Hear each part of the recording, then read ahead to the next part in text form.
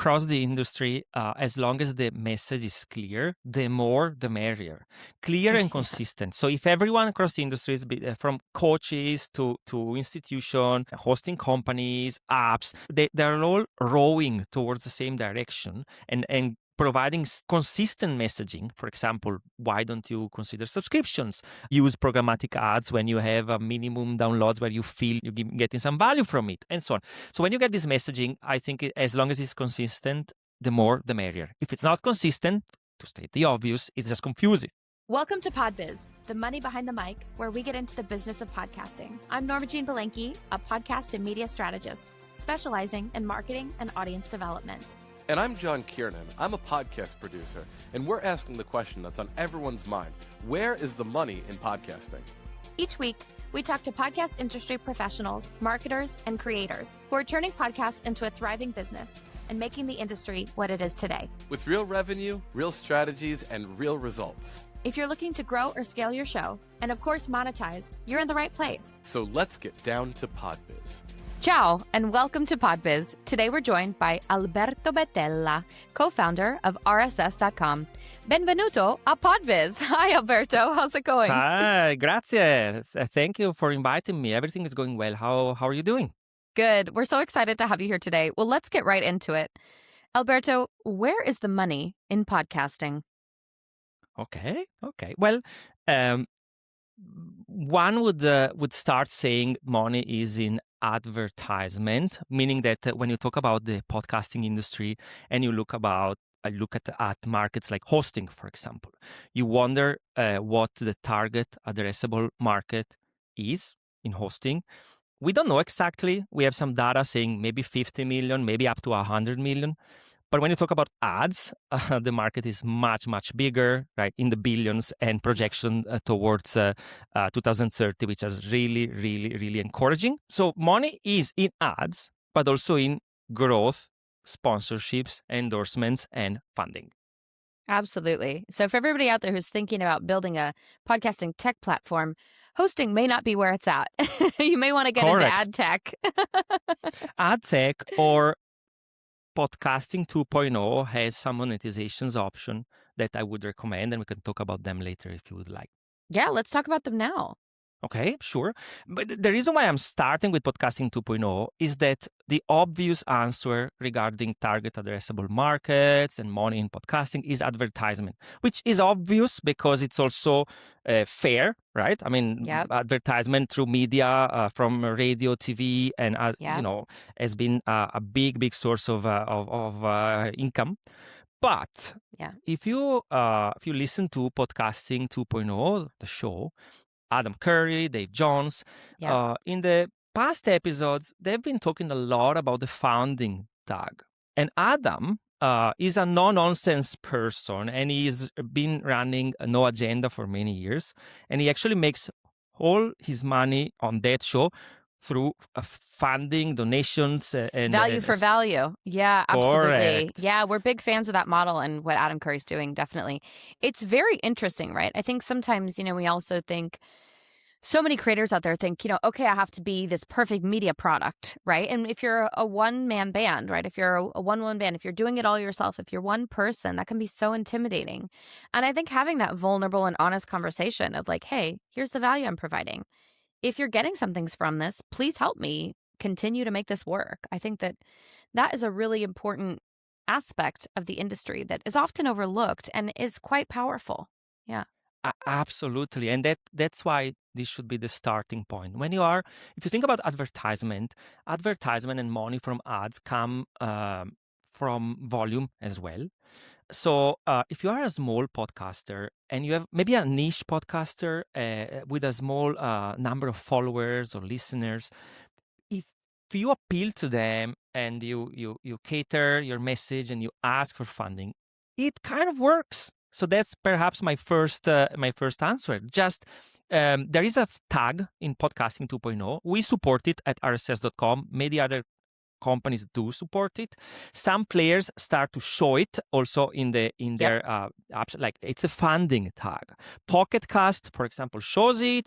Podverse, Fountain. So this funding tag is a tag where allows you to have a button, basically, which any listener can click on, and they go to any website or platform of your choice, and they can send a donation. It can be a coffee, or it can be something more significant.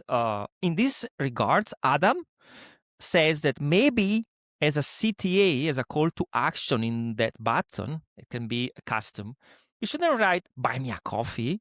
It's kind of very, very, short-sighted. You could really say, support us with a donation, and you can offer monthly donation and support. And really, the model works. So, yeah, if you start a podcast, there should be no shame in asking your listener if they find value in what you do to send value.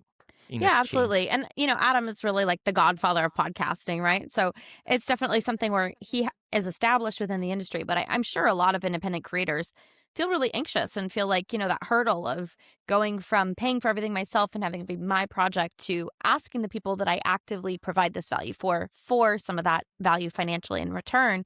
That can be really scary. And, at RSS.com, you guys are a hosting platform. And so you see creators, of all sorts, right? And so in terms of common monetization pitfalls, what kind of things are you seeing from your creator base? Well, the first challenge we see is education. So some creators are not aware simply of all these opportunities. When you are a hosting platform, you offer what's your product? It's very true. Education is one of the biggest. No, I have to jump in and say this. I have personal experience. I have to say, just getting people to understand how to make a podcast and get it out there first is a huge hurdle. And so I think that when you add in, right, like, hey, here's this technology where you can insert fresh ads, it's a lot. It's going to go over people's heads. Absolutely. But just to give you an example, prior to we have our dynamic ad insertion solution in place now. And it's called paid. It's a play on words, but it's programmatic ads inserted dynamically. Love it. Paid. Yes, get paid with paid. Get paid. So the CTA, the call to action is get paid. Love it. It's very. We believe it's very clever, and it's actually Ben's idea. Is my co-founder. Well done. Yeah, Ben, your colleague and co-founder at RSS.com. Absolutely. So great idea. So I give him the credit. But so that's one aspect of monetization. We mentioned the funding tag, but people don't know, for instance, how Apple subscriptions work. Oh, God, I love Apple subscriptions. Yeah. Yes. It's like, I really want to be like, let it just rain subscriptions down on creators because it's direct money. And it's through a directory where people are already like gung-ho subscribed from, day one, the last 20 years. And so, well, not day one, but, literally the last 20 years. I think we all saw that 20-year anniversary post. And Apple finally presented at an industry conference in London in May this past year, May 2025. Apple presented at the London Podcast Show speaking all about subscription. So that has just really been an incredible asset and boost for the industry, seeing that integration, seeing that technology being built that directly helps creators. I think that making it as easy as possible for people to pay you is important, right? And we see this all the time in digital ads, right? Like you want to reduce the click-through rate, and it's the same with subscriptions, right? If you have to go to a third-party website and then you have to register and you have to give your email and you have to put in your credit card and then you sign up for a year, it's like, what? This is a lot. Like you're at like 12 clicks plus personal information, right? People want to be like, oh, just bing, bing, subscribed. My card's on file. Done. I support the arts. It's got to be as easy as possible. Absolutely. And Apple subscriptions has really, that change in the industry has benefited so many creators. I mean, in London, we definitely saw some examples of how some creators are like, raking it in. I couldn't agree more. It's all about friction and reducing friction. And Apple has this, call it unfair advantage or advantage, where they can leverage billions of devices which are already set up for payments with just one touch and maybe your face. So what I'm saying, face. I don't allow the face. I'm still a little bit. I'm a little bit behind the times. I don't like to have my face on file, even though it probably already is here at PodBiz. It probably already is. A lot of security systems in all the countries you traveled. Yes, private companies. I'm still on the fence. Fair enough, but that's why I said maybe on with the face. But the long story short, it takes one action, and that's it. Maybe That's not even an it. action. If you use the face, you just look at it and you Yeah. pay. But getting back to the education of podcasters, the pitfalls. Yeah, I mean, Apple. We have been supporting Apple subscriptions through delegated delivery, a service they launched more than 1 year ago, and RSS.com was one of the first 4 companies launching with Apple this service, and we still feel more of our creators should adopt them. There are different. If you think about the subscription models, Apple doesn't only offer exclusive episodes, because many podcasters don't want to have their podcasts only on Apple. But there is a model that I use for my own podcast. It's a small podcast, it uses stories, but I use it and it's called early access. Like instead of asking for as a complement to the donation and funding tag, you can just put your episode on Apple early access so that people who support your show, they pay a fee, whatever you want, $4.99 a month, $1 a month, $10 a month, whatever you want. And they're going to be able to access your episode, for example, 2 weeks before it ends up in the open RSS feeds. And therefore, it ends up in Amazon, Spotify. Now, do they really need that? Not necessarily, but some users... people who are fans, I mean, look, when you want to binge a show, you want to binge a show, right? I think we've all been there, right? We're like, oh, where's the next one? Come on, keep them rolling, right? That's it. So, I think a lot of those features, right? Early access, I think ad-free, just things that enhance the creator experience and don't necessarily overhaul it completely, because people love the way that they listen to podcasts. You just have to tweak it a little bit so they're getting that value that's worth, whatever they're paying. Absolutely. Yeah. Yeah. So that's a point. So education is key. And every company, podcasting coach, everyone contributes to this education so that really creators, especially in early stages, they understand their options. Now they don't know necessarily what they can do with their show and how they can grow it. Yeah, absolutely. And what would you say? I mean, you guys have had RSS, gosh, probably since 2018, right? That's when you founded the company. Correct. So we're looking at 7-8 years. What would you say is, kind of the greatest strategy, or the strategy that's been most successful for you guys in terms of educating a creator base? Because, I mean, I could talk about this all day long, right? Yes. Webinars, having, a branded podcast for your hosting company, newsletter strategy, improving your CS department, right? There's so many things that hosting companies do. And that, no matter who you host with, you're definitely seeing that relationship grow, right? I love it when, you sign up with a host and then you get a welcome email and all of that. So what have you guys seen that's worked across the industry and with RSS.com? Well, I would say across the industry, as long as the message is clear, the more the merrier. Clear and consistent. So if everyone across the industry, from coaches to institution hosting companies, apps, they all go through. They're all rowing towards the same direction and providing consistent messaging. For example, why don't you consider subscriptions? Use programmatic ads when you have a minimum downloads where you feel you're getting some value from it, and so on. So when you get this messaging, I think as long as it's consistent, the more the merrier. If it's not consistent, to state the obvious, it just confuses. Now, for us at RSS.com, it was a gradual process. So you start a company, you're literally 2-3 people, literally, it's bootstrapped in our case. The know-how came from Podcast Generator, which is it was one of the first podcast publishing softwares, open source for self-hosting. I built it in 2006, back when I was in Italy.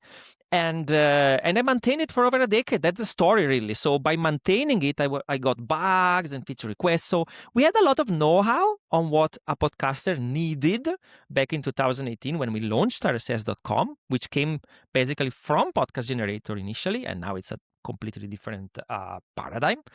But we started with the easy part, FAQs, knowledge base, and this knowledge base was a way to start to provide some content for users. Of course, yeah. But then we double down on blog. We know that blog is great because we can send it to... Blogs are so helpful. Yeah. I mean, having a knowledge base, having a blog, answering people's questions before they have them is a huge aspect of it, for sure. Yeah, and then when you grow, so you obviously their revenue grows. So as a company that wants to keep growing, you invest this money in talent. So we got someone dedicated to videos. We started our YouTube channel, and there, you start to script this YouTube video. You take all the questions you get as a ticket, a support ticket, or whatever you read in Reddit that's unclear about the company, the service offering. You tackle, you address it, and you try to make it simple. And this is actually a great tool for podcasters, but also for prospective podcasters, because they can find you there. They see you as a subject matter expert. So that's great. And if you fast forward to 2025, finally we were able to have enough person power in the company to launch what we called the RSS space, which is a Slack community for our paid users. We are very impressed by how many people are joining among our customers, and that gives us a direct channel with them. We learned a lot more. So what I'm saying is, the more the merrier. If you have time, or if you have an investment, you have a large team, you should initially you should have call with your podcasters, calls, have a community. But if you start small, then you should start with written content, go to videos, and eventually really have this real-time interaction, whether it is through a chat, through a workshop, or so. Yeah, it's all about education and relationships with your podcasters. Absolutely. It's one of those things, I think, where when we are looking at podcasting as an industry, of course there's data, and of course on the ad side, we're looking at consumption rates, and we're looking at downloads, and we're looking at all sorts of things from all different platforms. And at the end of the day, it is relational, right? That data tells us about the relationship you have with your audience. Your user behavior tells you about the relationship you have with your customers. It's definitely about fostering those relationships and making sure that you continually add value. And I always love business strategy, right? And hearing how companies evolve and grow. And you and Ben really started RSS shoestring, right? Mm-hmm. And I want to talk about that in a second. But also, you have a very interesting background, Alberto. You have a PhD in AI, right? Before it was cool. Right? Yeah. In fact, it was not called AI at the time. Exactly. So tell us a little bit about how you have this academic background. You literally did, I think, how long does it take to do like a technical PhD like that? It takes like 6 or 7 years?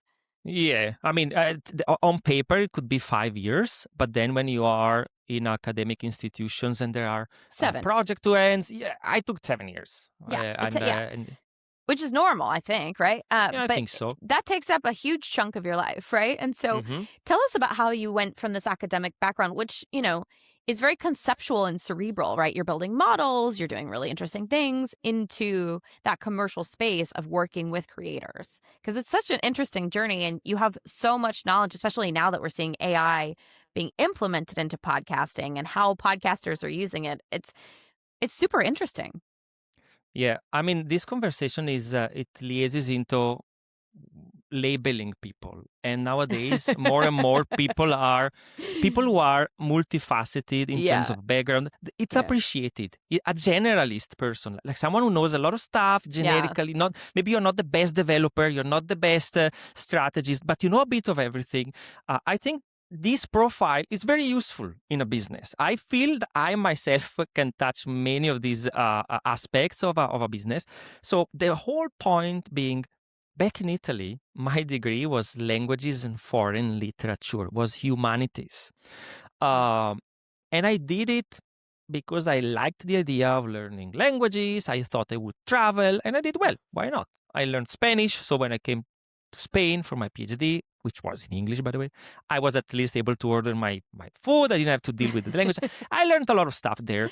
But I also have been always passionate about technology. Since I was younger, I had, the computer at home when I was literally from when I was 8, and so on. So long story short, I did humanities, but my thesis, so my final project in Italy for my humanities career was podcast generator, was creating a podcast in 2006 for the University of Bergamo. So I coded that, self-taught, and I did it. Then I moved to Spain. I did a master's degree, and it was a multidisciplinary master's degree. because I had an identity crisis. Everyone was telling me, you coded something, but you studied languages. What's that? So there was this master in Barcelona, master degree, which was cognitive systems and interactive media, a bit of humanities, a bit of science. I said, that's great. I got to Barcelona. I also get to label myself in a better way. I brand myself better, and I meet a lot of people. So that's what happened. I went to do this master. I finished the master. I was offered a PhD. I thought, that's great. And Call me Dr. Alberto. Technically, yeah. I mean, technically, yeah. I don't use it so much. Also because I'm not a medical doctor. Sometimes, when you go somewhere, they say, "What's your title?" If you're a doctor, then something happens, they call you, say, "Oh, we have an emergency." No.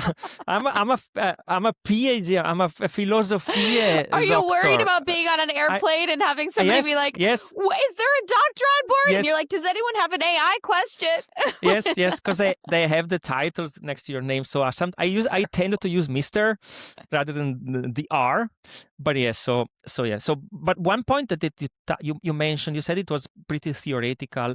Not exactly. A PhD can be very theoretical. Like you can literally just, you can study, you can just develop for years an economic model, but also hands-on. My PhD was very hands-on. It was basically part of a big European project. It was a project about big data, virtual reality, and sensors to measure human so-called psychophysiological signals, meaning heart rate, skin conductance. All these signals basically are an index for emotions, human emotions. So my whole PhD, I had to build literally in a 3D virtual environment. I had to build these and validate these sensors with my colleagues, and then write papers, and then go in conferences and present my work. So it was very hands-on. We literally were building stuff, and we built prototypes of wearables like today's. You have an Apple Watch, right, or a Fitbit, but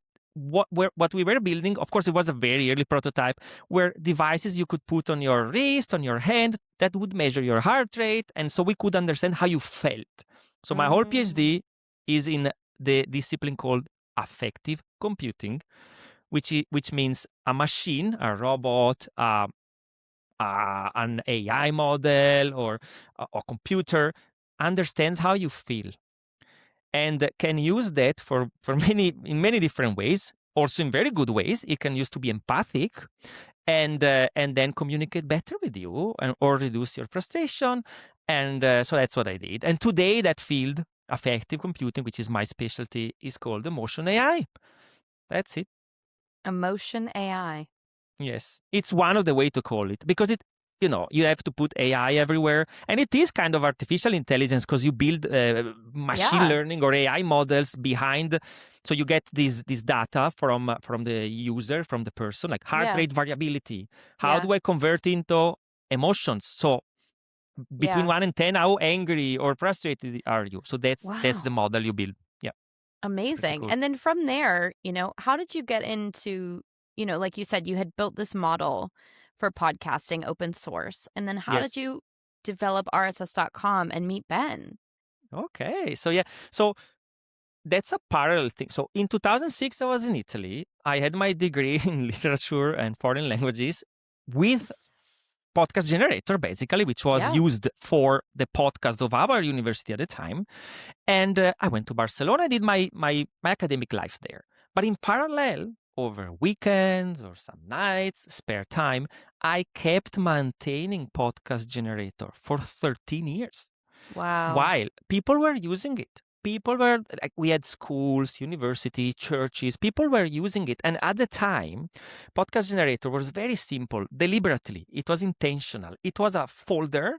If you had a hosting, not a podcast hosting, a hosting, like a $10 a month, $5 a month hosting, you would paste that folder, or copy, drag and drop that folder in that hosting, then follow a 3 steps installation wizard. Really 3 steps. You have to put choose your password, and that was your podcast. You would have this interface where you would just add title, description, audio file, and this interface, podcast generator, would create the RSS feed for you. So really, people were using it. So instead of closing the project, I kept maintaining it, because people were keeping it alive. They would write to me, oh, the new version of the PHP doesn't support this function. So I would, okay, this weekend I'm gonna check, I fix it, I make a release. All of this is documented, is online, because I've been always releasing open source. So yeah, so Ben had bought back in 2013 rss.com, the domain. And we have a nice blog post with the story. We can go into in depth, but he wanted to build he built a reader, Google Reader for RSS feeds. Was discontinued. Ben thought, wow, I get this domain. He had the opportunity to buy it, and I built a reader, and he did. But after a few years, he started getting support requests saying, do you support podcasts? And he thought, okay, this is something people want. This may have been 2016 and 17. So in 2017, he reached out to me because he Googled podcast open source solution. He found Podcast Generator. He speaks Italian. He was in it. He speaks Spanish, and he's from Texas. Well, he lives in Texas, so he's American. He reached out with an email, and when I saw his email and he had the domain rss.com, really my answer was, wow, do you own rss.com? 3-letter com domain with such a powerful name. So that's how we started. And fast forward a couple of months, we launched rss.com on the base of podcast. It was Podcast Generator, basically, but with a layer of payment on top of it, because we would offer the hosting. So the whole paradigm shifted over the years towards the cloud. While in 2016, it made sense that you had your own domain, whatever it is, with some hosting service. With the cloud, content delivery networks, it made less and less sense to self-host, in my opinion. And that's why the cloud would allow you to centralize all the system. You don't have to update Podcast Generate. You just pay a fee, and we take care of all the rest. That's how it's perfect. And I know the story, but I also love hearing it from you, because I think it's one of those things, like you mentioned, in terms of being a generalist, right? Of you never know what's going to happen next. And so sometimes it's important to follow that curiosity, follow your interests, and to really trust that, like, you're going to end up doing something you love, right? If you follow that. I think that's so super important. And I want to talk to you next about, in terms of like building rss.com, but also your professional journey. What would you say is a key move or metric or even a mindset that's made the biggest impact on your career? And maybe also, the careers of the podcasters that you guys work with at rss.com. Okay. Well, I can start with, because I just described myself as a generalist. I can start with a general statement, which I think applies to everyone, podcasters and people in general, professionals. So really, as corny as it may sound, you need to do something you love. And that's it. I believe in my life, I had the pleasure, the luck of really going. I had a leitmotiv. I had an idea. I like technology, but I like many other things, right? I like music. I played in the past like 12 years in a band. I'm just saying now I don't have much time. So I'm not defining myself as a creator, but because I'm a generalist, I touched upon music. I did a lot of stuff. So I had the luck of being able to do what I really wanted. To do that means if you like something and you want something, you don't look at the time. Meaning I myself found I was working in the nights on Podcast Generator. I could have probably gone out more, partying in Barcelona. Maybe I went less than I could have gone. But the whole point is I kept doing what I liked. And I had a pinch of luck as well, where, I finished the PhD. I ended up in a startup as a CTO. When I was there, we launched rss.com as a side project. It was there. We got one engineer, one of my best friends from Italy. So he lives in Mexico now, just to give you a sense. So he started building on top of what we had.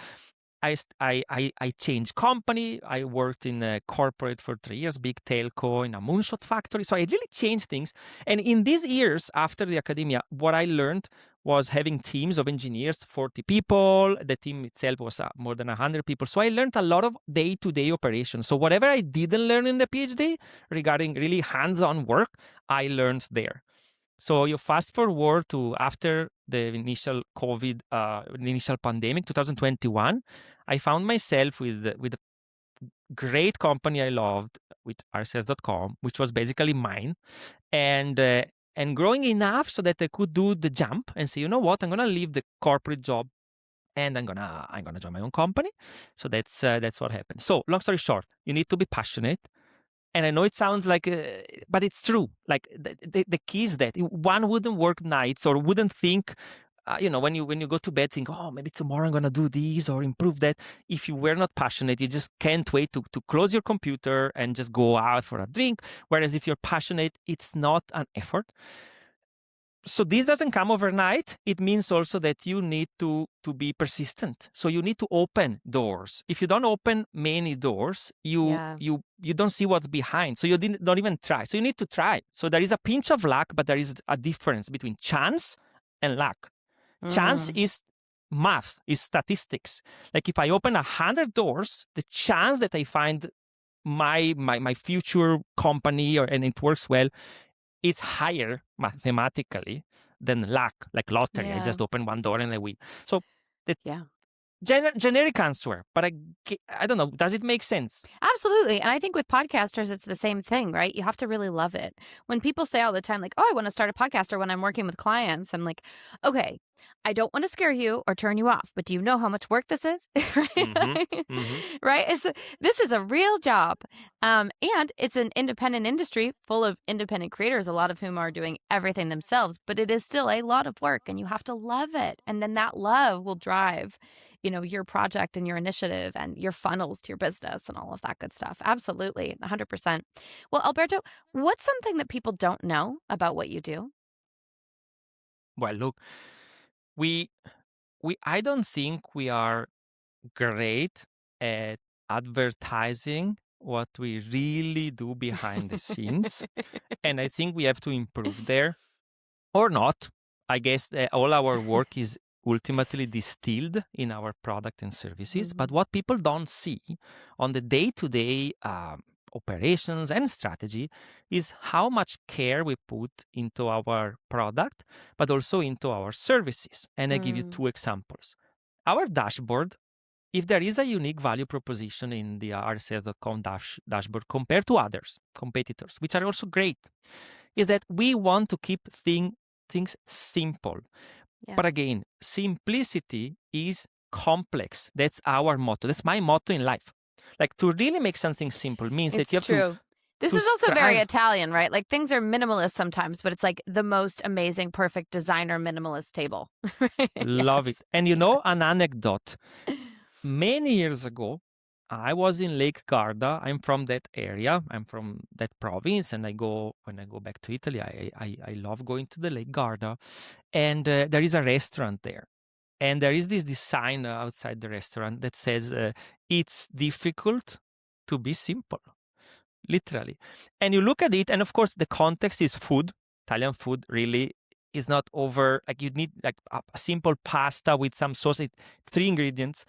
But I loved that, and I've been following that motto myself and our company as an ethos, let's say, for years. So when we design a button or a function for RSS, no matter how complex it is behind the scenes, maybe you have a cluster running different processes, it must be 2 or 3 clicks or 2 or 3 touches. That's exactly. Like this is exactly what we're talking about in terms of subscriptions. I mean, I think, when you're dealing with a user base, people have really diffused attention spans, especially now, especially in the post-COVID,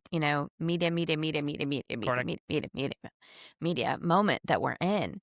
It definitely feels like making things as simple as possible. It's also, somebody told me this advice once years ago. They said, if you want to be productive in your life, figure out the 5 things you want to do. Write down everything you want to do.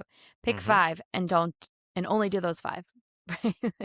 I think it's about that focus, because and I think when you're dealing with a user base, right, like podcasting is, from your end and from a lot of like developer side, it's not that complicated. But if you're just a normal person, right, who doesn't have a background in tech, it's got to be as easy as possible, right? And whether you're a podcaster, if you want your audience to give you money, right, or listen to your show or become a subscriber, you got to make it as easy as possible and be clear, right? I always tell my clients, right, if you are clear with your call to action, it'll be way more successful.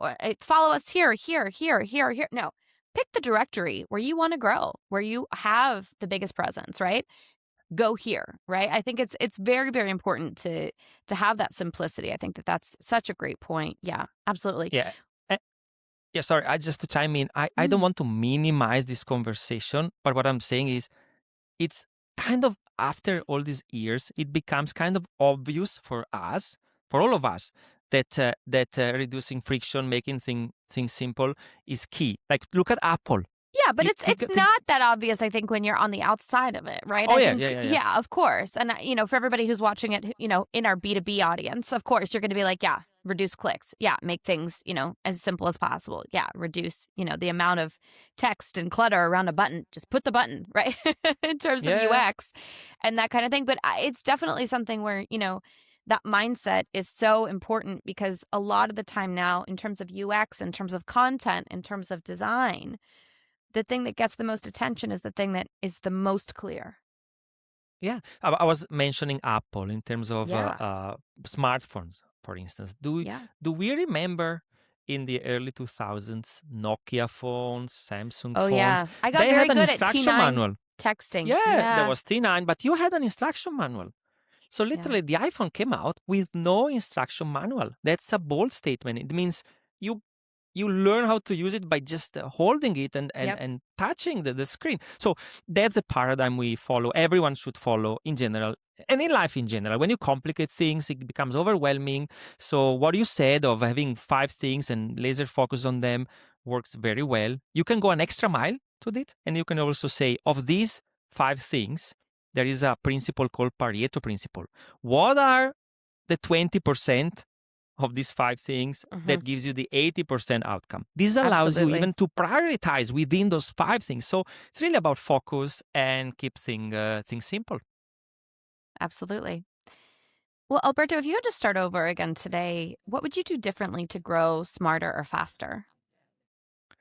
Well, to our previous point of interacting more with our Yeah. podcasters,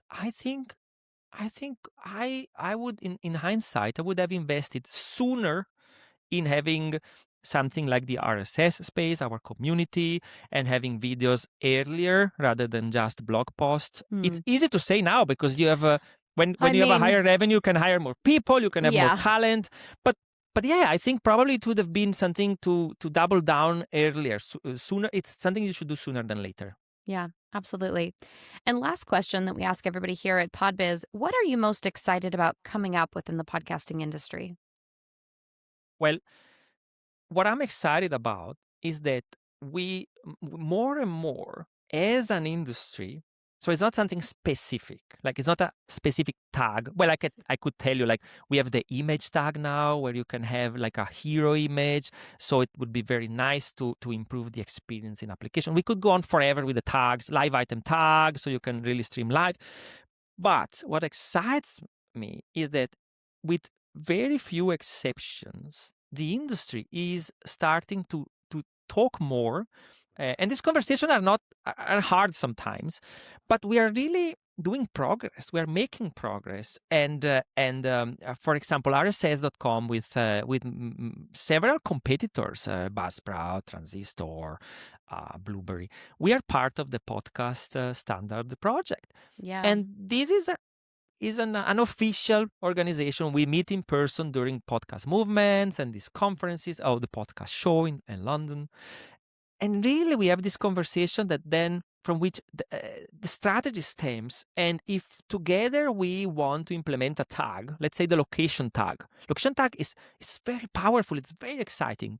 And if together we have this conversation, the implementation of the tag is consistent across companies, then the data that ends up in the open RSS feed, it's more accurate, and it allows to have services like wineries near me, or a podcast recorded in this studio in New York, or museums in Paris. Like, it's so powerful, and this kind of conversation can happen only when we literally walk hand in hand.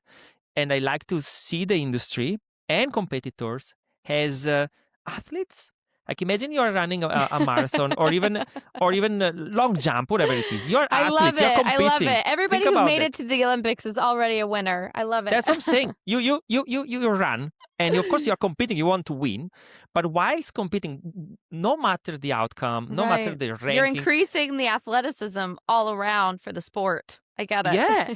And in the end, you probably end up having dinner with your colleagues after the marathon or after the sport event. Why not? Wouldn't you go for a drink after with other athletes, even though they are your competitor technically? So I see this industry as an industry with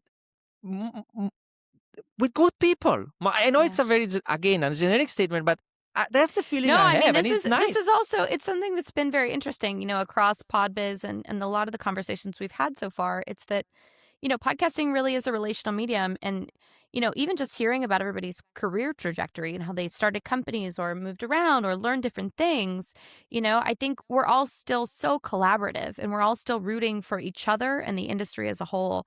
And podcasters are so helpful, right? I think everybody out there who is like, okay, what am I doing next, right? Everybody, I know most people are always willing to hop on a call or to brainstorm or to go over ideas. I think we're still in that very collaborative time as an industry, as a medium.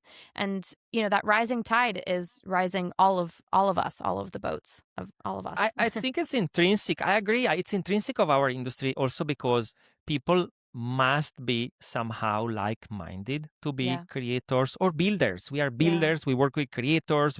And think about finance. I don't know the finance industry, but I don't think it's the same if you work, They're in a not all high-pressure having finance dinner job, together. No. having dinner and share your own, not kind of secrets, like you're gonna just say, okay, let's how do we improve this? Everyone is for themselves, and so that's what I'm saying. Like intrinsically, podcasting. When I say it's nice people, it's good people, it's also because you have creators. People have a lot to say, and even if you don't have a podcast, but you have a podcast hosting company, you deal with creators on a daily basis for years, and you're building for creators. So you need to have a mindset. You have to have a creator mindset. You have to Yes. be able to talk to creators and engage with creators and say, hey, I want to know what's working. I want to know about your podcast. How can we support you? What features are you liking?